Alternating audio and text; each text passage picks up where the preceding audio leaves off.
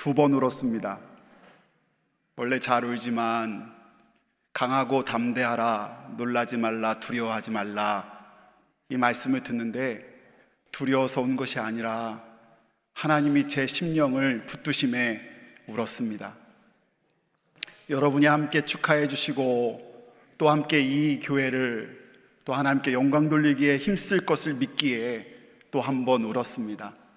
우리의 귀한 만남이 주님 안에서 늘 큰 기쁨이 되고 또 하나님께 영광이 되었으면 좋겠습니다. 오늘 본문 말씀은 그런데 죄송하지만 고난에 대한 말씀입니다. 사실 예배당을 밖으로 나아가면 우리들은 고난의 삶을 살아가고 있기에 고난의 이야기를 안 할 수 없는 것 같습니다. 예수님의 제자들이 오늘 바다에서 풍랑을 만났습니다. 어려움을 만났다는 것입니다. 근데 그것을 구체적으로 살펴보면 24절이 말해주듯 배가 이미 육지에서 술이나 떠나서 바람이 거스름으로 물결이 말미암아 고난을 당하더라. 그들이 지금 육지에서 술이나 떨어져 있습니다. 성경의 단위인 수리의 리는 마치 미국의 마일과 비슷한 수치여서 대략 1.6에서 1.7km 정도 되는 거리입니다. 그러니 지금 그들이 갈릴리 바다 한복판에 있는 거예요. 그곳에서 거스르는 바람과 물결, 즉 풍랑을 만났으니 앞으로도 더 나아갈 수 없는 상황이요, 뒤로도 물러설 수 없는 아주 난처한 상황 가운데 있습니다. 상황이 주는 어려움도 있지만 여러분, 어떤 고통을 겪느냐도 중요한 일이지만 이 고통이 얼마나 오랫동안 지속되느냐도 너무나 중요한 이야기 아니겠어요? 성도 여러분, 그런데 제자들이 겪은 고통, 그 고통의 시간이 얼마나 된지 아셔요? 오늘 본문 말씀에 보면 제자들이 배 탄 시간이 기록되어 있어요. 평행 본문인 요한복음 6장 16절의 말씀을 보면 저물매 제자들이 바다에 내려가서, 즉 해 저물 때에 배를 탔다라고 요한복음 말해주고 있고, 또 오늘 본문 말씀 23절에 보면 무리를 보내신 후에 기도하러 따로 산에 올라가시니라 저물매 거기 혼자 계셨다라고 이야기합니다. 해가 저물 때 예수님께서 이미 제자들을 다 보내고 저물 때 산에 올라갔다고 하시니, 즉 제자들이 배를 탄 시간은요, 저물매, 즉 해 지기 전 그 이전의 시간. 오늘 우리로 바꾸면 아마 오후 5시, 6시쯤 된 것 같습니다. 그런데 예수님이 제자들을 언제 찾아오셨죠? 25절의 말씀에 이렇게 쓰여져 있어요. 밤 사경에 예수께서 바다 위로 걸어서 제자들에게 오셨다라고 이야기합니다. 유대인들은 밤을요 1경, 2경, 3경, 4경으로 나눴어요. 그 중에 제일 늦은 4경은 우리로 바꾸면 새벽 4시에서 6시 정도인데, 그러니 얼마나 오랫동안 고통 가운데, 문제 가운데 있는지 계산이 되지요.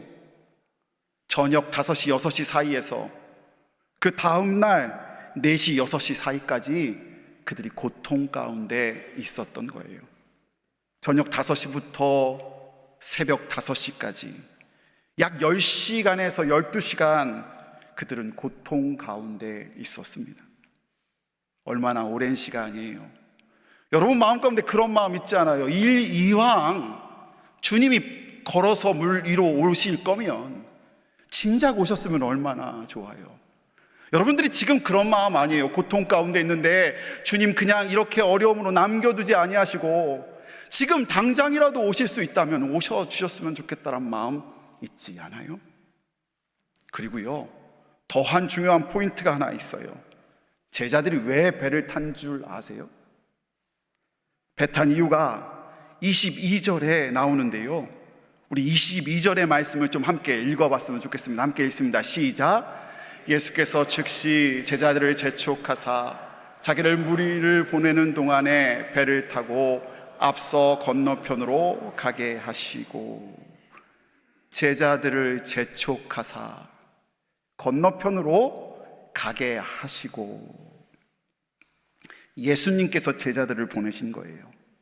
여기서 재촉하다는요, 헬라어로 아낭카조인데 그 뜻이 강제적으로, 강권적으로란 뜻이에요. 즉 마치 등을 떠밀듯 제자들 배를 태워서 주님이 보내시는 거예요. 그러면 이렇게 질문하지 않아요? 주님이 가라 한 길인데, 주님이 가라고 명하신 길이고 주님이 등 떠밀어서 가라 한 길인데 어떻게 바람과 물결, 어려움을 만날 수 있지? 게다가요, 오늘 말씀 본문 바로 앞에 어떤 본문이 등장하냐? 바로 오병이어의 기적이 등장해요. 예수님께서 아무것도 없는 빈들에서 물고기 2마리와 보리떡 5개로 장정만 5,000명을 먹이십니다. 그러니 그 현장의 반응이 얼마나 열광적이었겠어요. 예수님을 찬양하고 예수님을 경배하고, 그러면 예수님만 찬양하는 게 아니라 예수님과 함께 거닐고 있는 12제자까지 동방상승하지 않았겠어요? 근데 그런 영광받는 그 순간에 예수님께서 등을 떠밀어서 지금 바다로 가라 하신 거예요. 그런데 그렇게 해서 갔는데, 영광된 자리에서 벗어나 갔는데 어려움의 자리, 고통의 자리에 지금 머물러 있어요. 배에서 풍랑을 만든 제자들 이렇게 얘기할 수도 있어요. 거기 좀 있을 거, 거기 좀 있으면 영광받고 좋을 텐데 주님은 왜 내 등을 떠밀어서 이렇게 어려운 자리로 몰아가실까? 사랑하는 여러분, 근데 분명하고 확실한 사실이 하나 있어요. 고난이 고난으로 끝나지 않아요. 고난이 실패로 끝나지 않았어요. 고난은 고난으로 끝나지 않고 실패로 끝나지 않고 32절과 33절에 다음과 같이 끝나요. 제가 32절을 읽겠습니다. 여러분이 33절을 읽어주시면 감사하겠습니다. 배에 함께 오름에 바람이 그치는지라.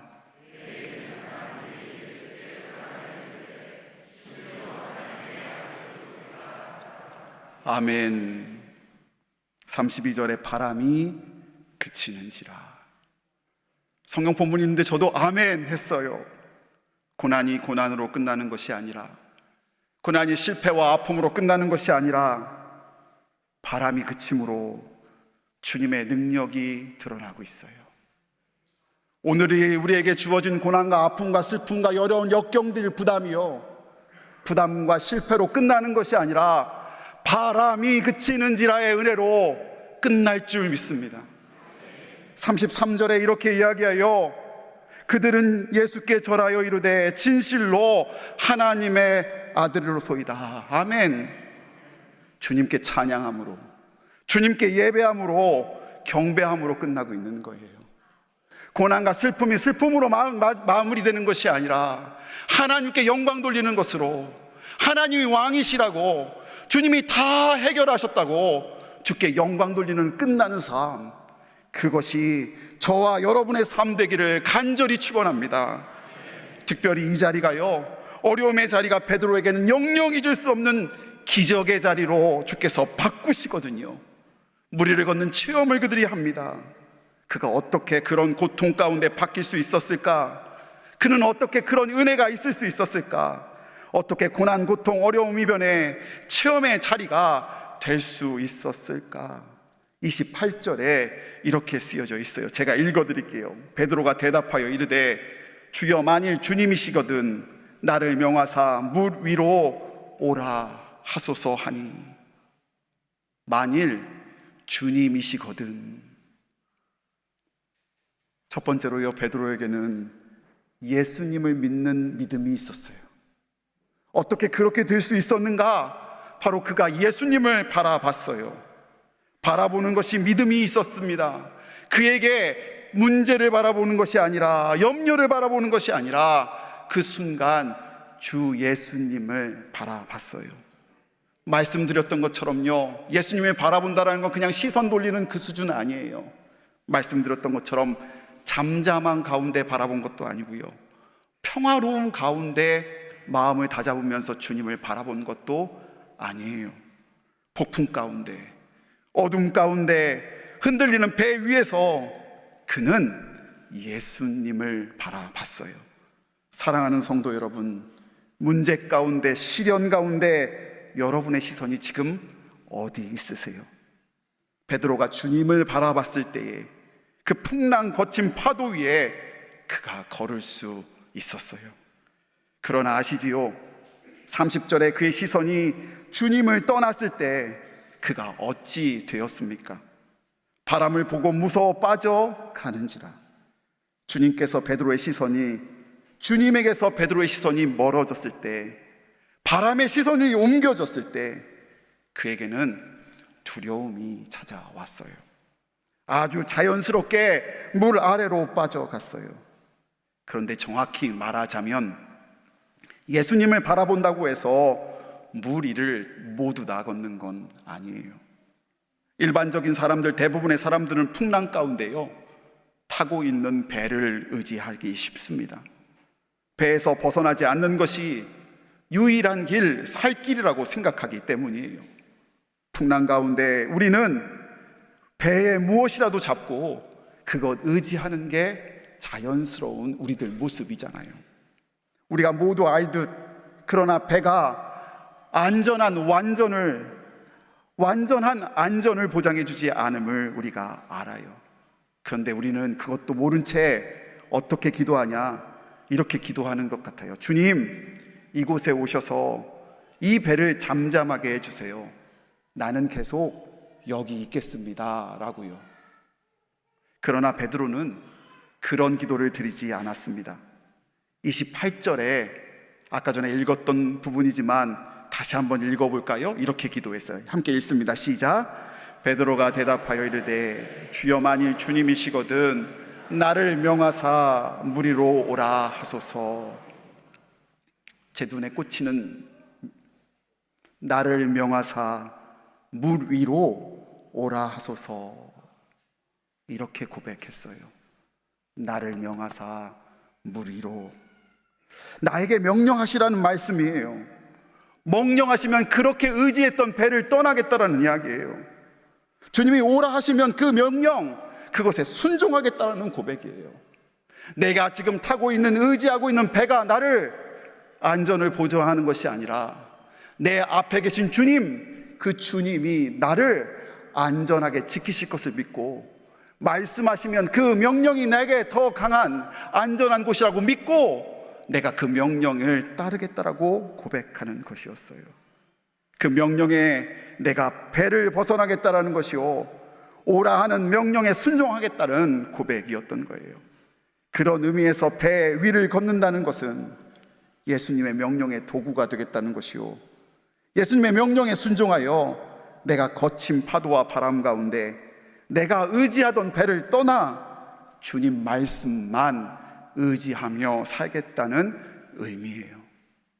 사랑하는 제주 중앙의 성도 여러분, 오늘 주님의 은혜로 취임하는 저, 그리고 새로운 길을 떠나는 여러분, 그리고 축하해 주시기 위해 함께 하신 여러분 모두에게 이런 은혜가 있기를 원합니다. 제 얘기를 좀 해드리려고 해요. 2008년 4월 8일 제67회 중부연에서 저는 목사 안수를 받았습니다. 그러니 횟수로 따지면 16년 차가 되는 거예요. 네, 이런 반응 나올 줄 알았어요. 지금도 이쁜데 더 이쁘죠? 저도 사진 보면서 얼마나 풋풋한지. 그런데 안수받기 며칠 전 그렇게 기다리던 안수식이 내일 모레인데 갑자기 기도하는 가운데 마음에 부담감이 생기기 시작했어요. 주님의 몸된 교회가 얼마나 귀해요. 주님의 피값으로 사신 성도님들이 얼마나 귀해요.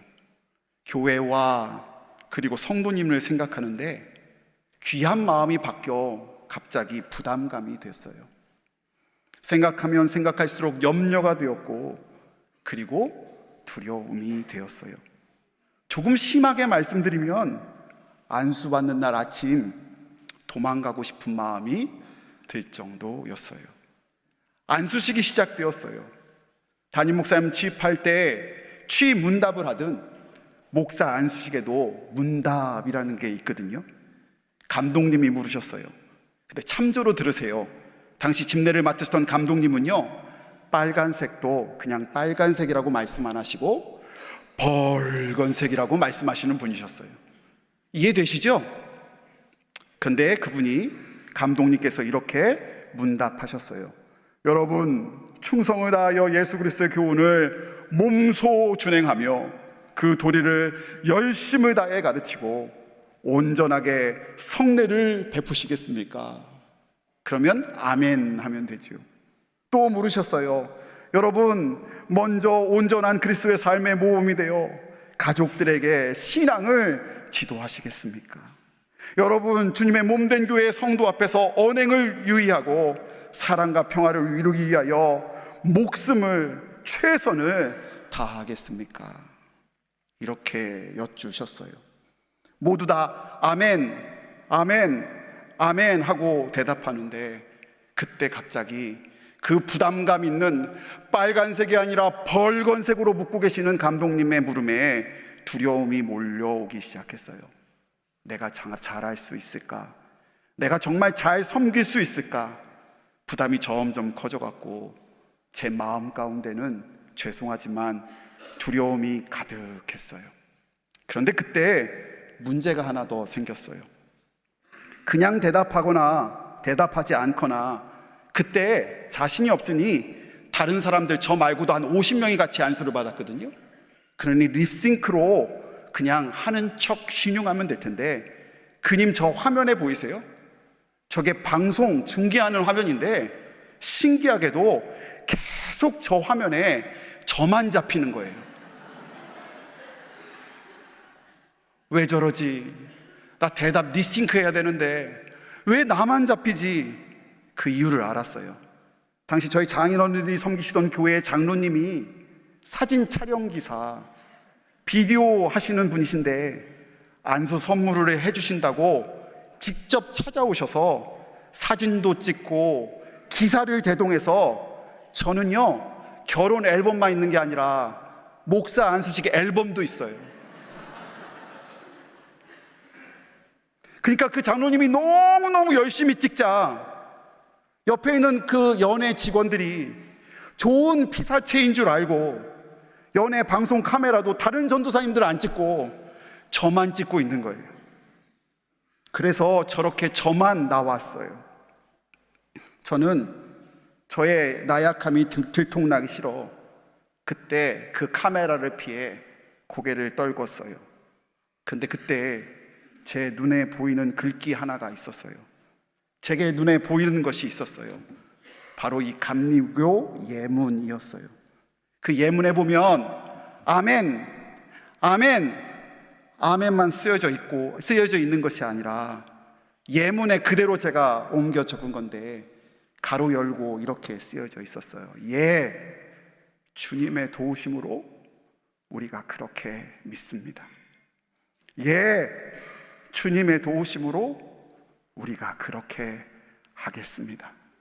예, 주님의 도우심으로 우리가 힘써 그렇게 하겠습니다. 갑자기 눈물이 왈칵 쏟아졌어요. 목사 안수식 날 아침에도 저는 두려워하고 있는 저만 바라보느라, 나약해 있는 제가 그거 다 감당하느라, 연약한 나만 바라보느라, 다가올 문제들만 바라보느라, 제가 짊어질 부담만 바라보느라 저는 두려워 그날도 물속에 빠져가는 자였어요. 그런데 그날 그렇게 버려두지 아니하시는 하나님은 베드로를 찾아왔듯 부족한 종인 저를 찾아오셨어요.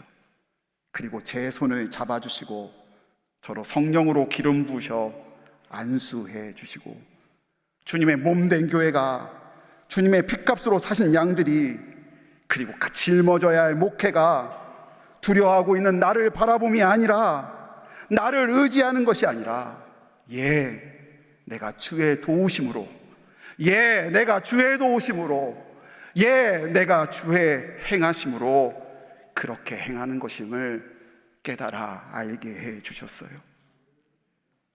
주님을 바라보는 것, 주님에게 시선 두는 것.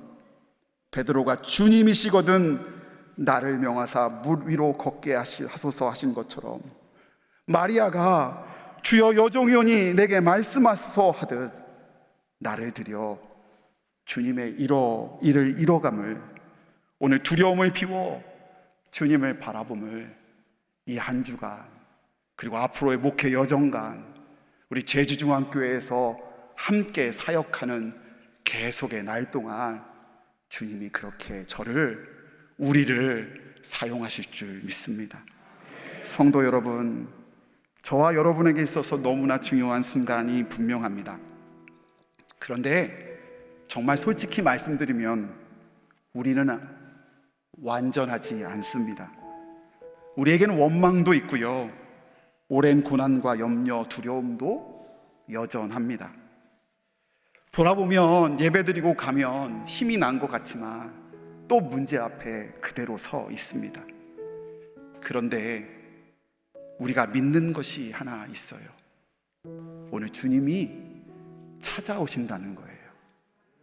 그래서 고난이 고난으로 끝나지 않고, 고난이 하나님을 찬양함으로 끝나게 하실 줄 믿어요.